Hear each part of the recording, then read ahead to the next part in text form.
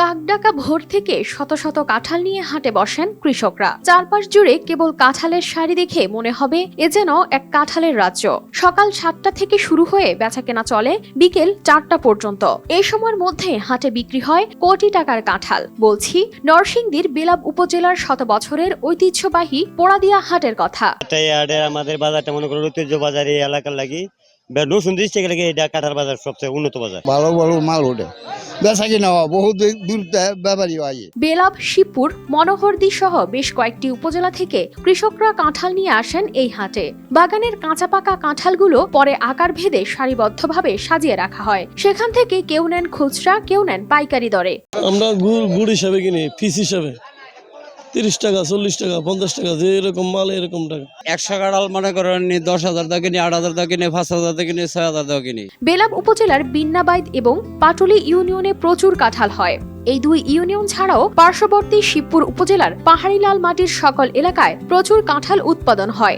আকার, রং ও স্বাদের জন্য এ অঞ্চলের কাঁঠালের জনপ্রিয়তা তুলনামূলক বেশি। এইখানে কাঁঠালের গুণগত মান হলেও বাংলাদেশ এলাকার সবচেয়ে সেরা। এখানে কাঁঠাল হচ্ছে সুস্বাদ, সবচেয়ে বেশি সুস্বাদ। বিভিন্ন ব্যাপারীরা এসব কাঁঠাল নিয়ে বিক্রি করছেন দেশের বিভিন্ন জেলায়। সপ্তাহের সোম ও বৃহস্পতিবার হাট বসলেও এখানে প্রতিদিনই বিক্রি হয় কাঁঠাল। 40 টাকা থেকে শুরু করে এক একটি কাঁঠাল বিক্রি হয় 500 টাকা পর্যন্ত। বেশি বেশি কিনে বাজার দিন বৃহস্পতিবার আর সোমবার 40 টাকা, 50 টাকা, 60 টাকা, 70 টাকা দামের কাঁঠালও বিক্রি হয়। মাটির গুণাগুণ ভালো হওয়ায় প্রতি বছরই বাড়ছে এ জেলায় কাঁঠাল উৎপাদন। তবে ভালো ফলন হলেও কাঁঠালের স্থায়িত্ব কম থাকায় অনেক ক্ষেত্রেই ন্যায্য মূল্য থেকে বঞ্চিত হতে হয় কৃষকদের। ফলটি দীর্ঘ সময় পর্যন্ত সংরক্ষণ করা গেলে কৃষকরা আরও লাভবান হবে বলে মনে করেন এই কৃষি কর্মকর্তা।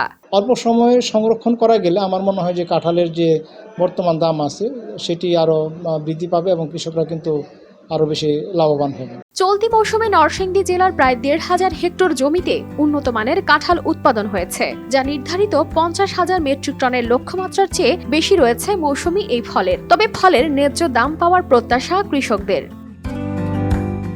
News desk, RTV।